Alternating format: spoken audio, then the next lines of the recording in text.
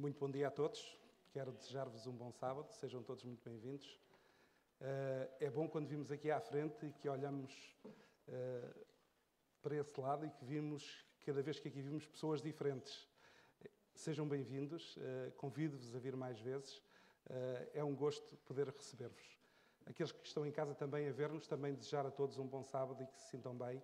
E oramos para que o Senhor Jesus também possa estar convosco. Esta manhã gostava de falar convosco sobre gratidão. E quando me pediram para falar sobre gratidão, fui ao dicionário da língua portuguesa e ele diz o seguinte: gratidão é um reconhecimento de uma pessoa por alguém que lhe prestou algum benefício, algum auxílio, algum favor, etc. A gratidão envolve um sentimento envolve um sentimento de dívida para com uma outra pessoa, que é frequentemente acompanhada por um desejo de agradecê-lo. Todos temos um coração grato e não dependemos de circunstâncias para agradecer. E a palavra de Deus, a Bíblia, também dá uma ênfase muito grande à gratidão. E eu convido-vos a ir até Lucas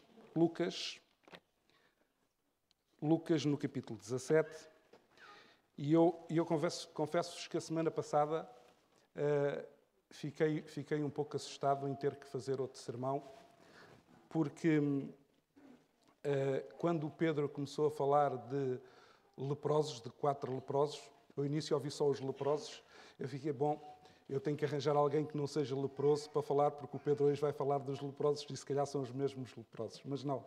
O Pedro falava dos 4 leprosos do cerco de Jerusalém e estes são os 10 leprosos que estavam numa aldeia e que foram ao encontro de Jesus. E então encontramos isto em Lucas, no capítulo 17, e os versículos 11 a 19. Lucas 17, versículos 11 a 19.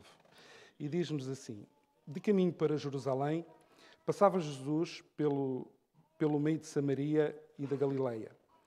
E ao entrar numa aldeia, saíram-lhe ao encontro 10 leprosos. E ficaram de longe e gritaram, dizendo: Mestre, compadece-te de nós. E ao vê-los, disse-lhes Jesus: Ide e mostrai-vos aos sacerdotes. Aconteceu que, indo eles, foram purificados. E um dos 10, vendo que fora curado, voltou, dando glória a Deus em voz alta.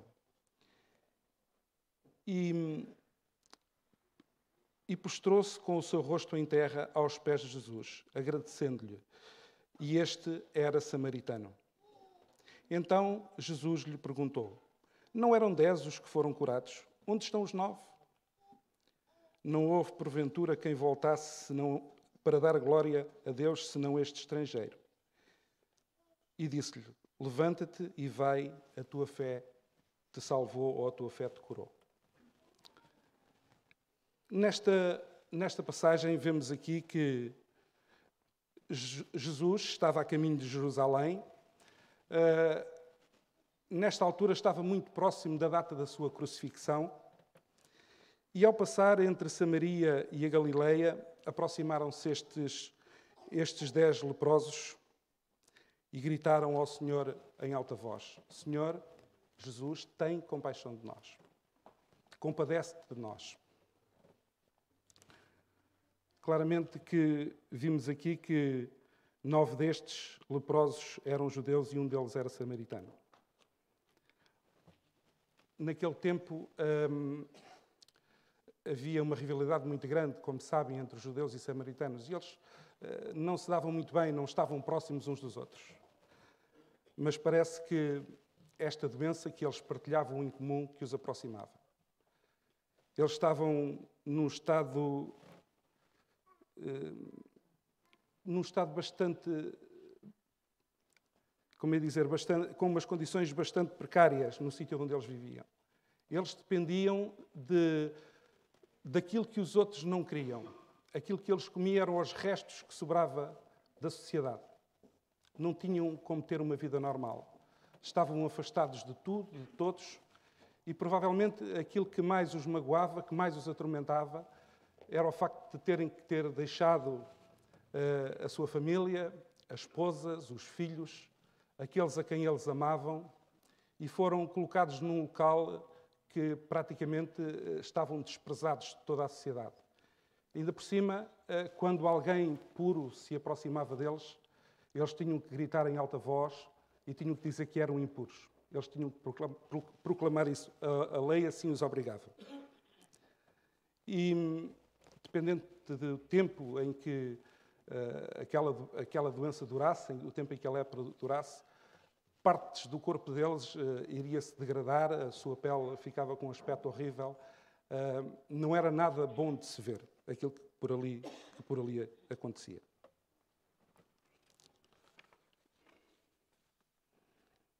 E ali, fora de uma cidade cujo, ou melhor, uma aldeia cujo nome não é aqui referido, e eu disse, bom, é uma aldeia sem nome, ali entre Samaria e a Galileia.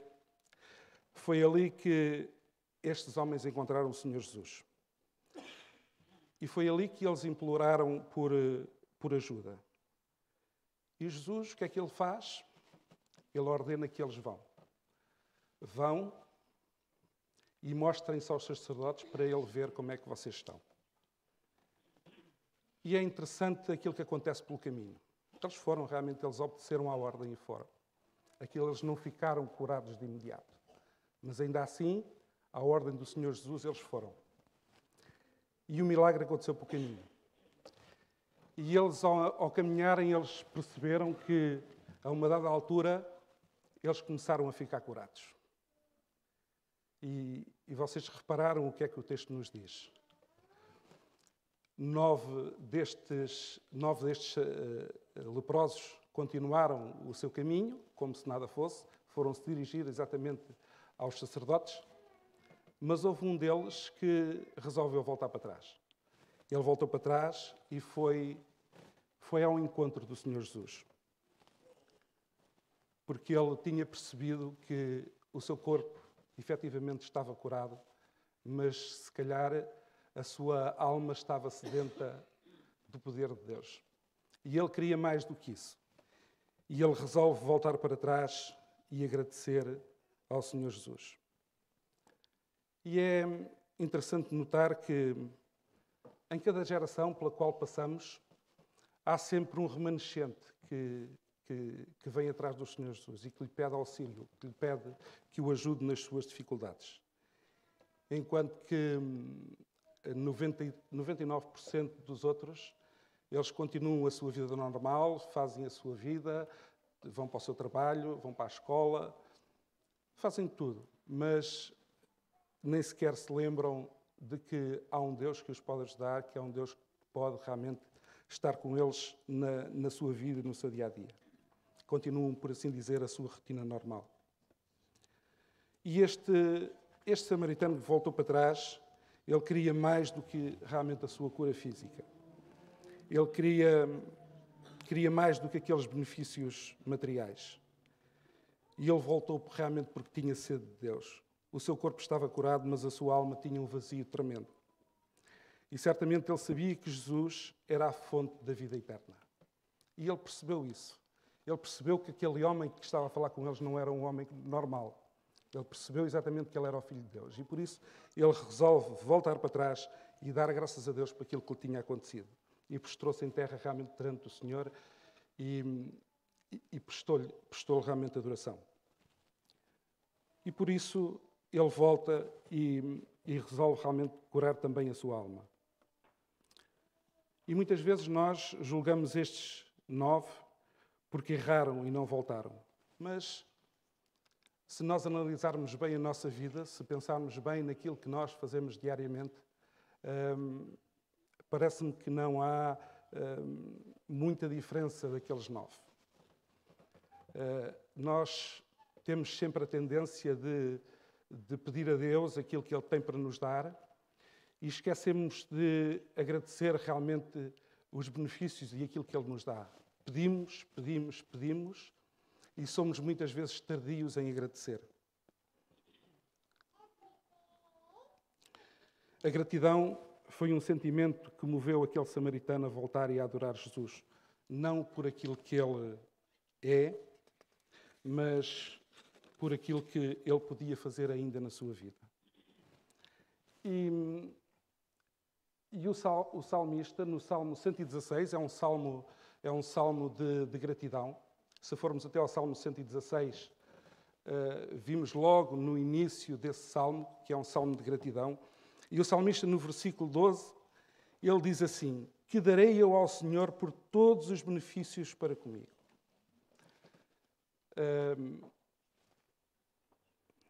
E o salmista aqui está, de certa forma, a retribuir a Deus por tudo aquilo que Deus tem feito por ele. E a sua atitude é semelhante à do samaritano, que voltou para retribuir a Cristo o bem que tinha recebido com gratidão e louvor. E não há uma forma melhor de agradecer o bem recebido do que com gratidão. E o salmista diz que posso dar ao Senhor,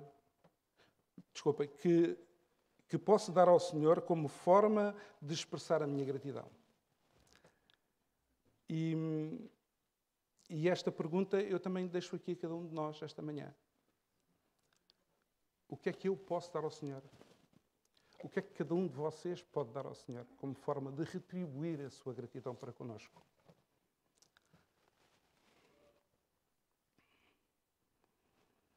Será que nós, nas nossas atitudes, será que podemos refletir também um coração grato?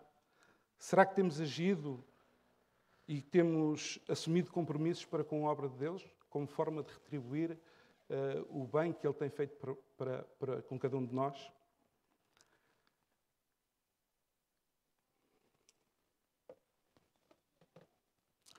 Sabem, na nossa vida, na forma como eu faço o meu trabalho, na forma como eu vivo com a minha família, na forma como eu vivo com os meus amigos, na forma como eu me relaciono com os meus irmãos da igreja, será que eu aí consigo dar graças a Deus por tudo isto? Ou será que se Deus não existisse na minha vida, as coisas podiam ser feitas da mesma forma?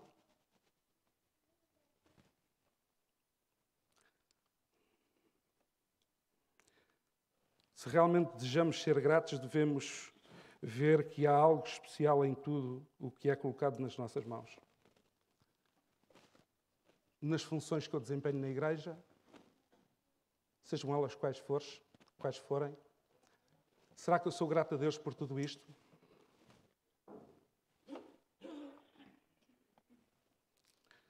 Há aqui uma pergunta que eu, quando a vi,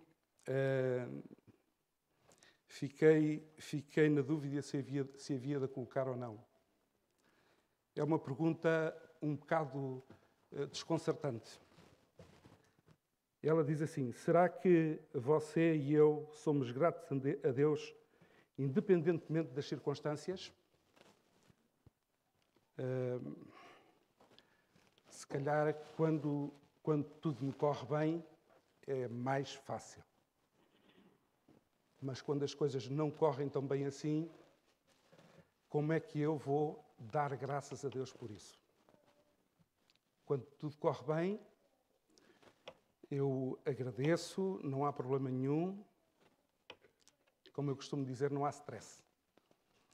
Mas quando as coisas me correm mal, é mais difícil eu agradecer.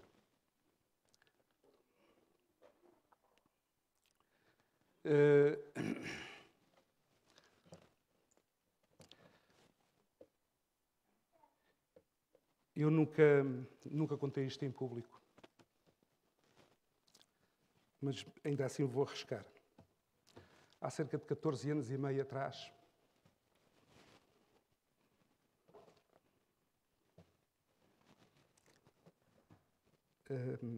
uma pessoa que me era muito querida da minha família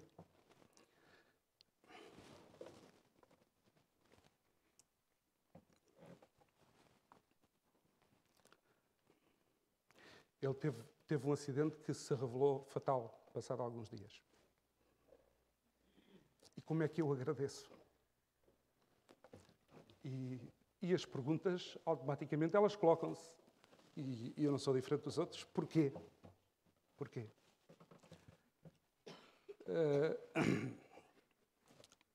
Ele só tinha 24 anos, tinha uma vida inteira pela frente, tinha um filho. Porquê? Porquê? Mais tarde eu percebi o cuidado extraordinário que Deus tem connosco. E aqueles que não conseguirem aguentar determinadas provas, Deus há de ter o cuidado de os fazer adormecer para que eles se salvem.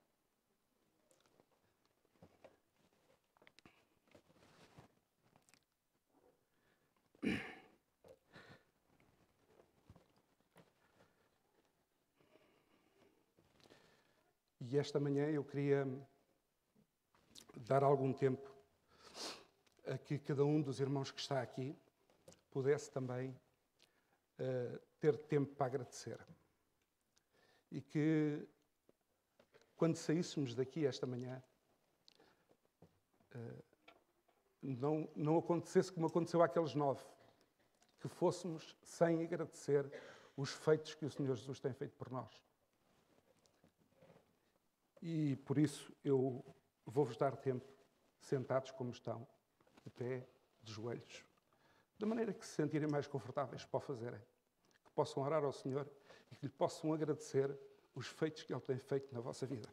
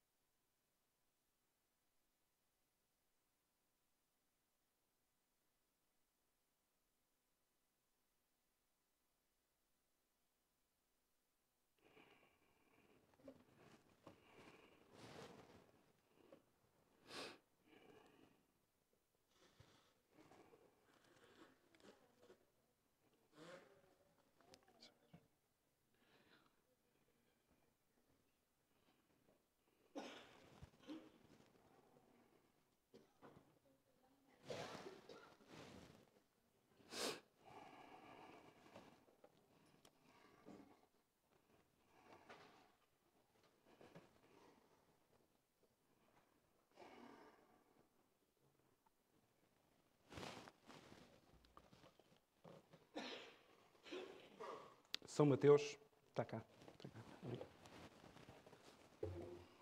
São Mateus no capítulo 11.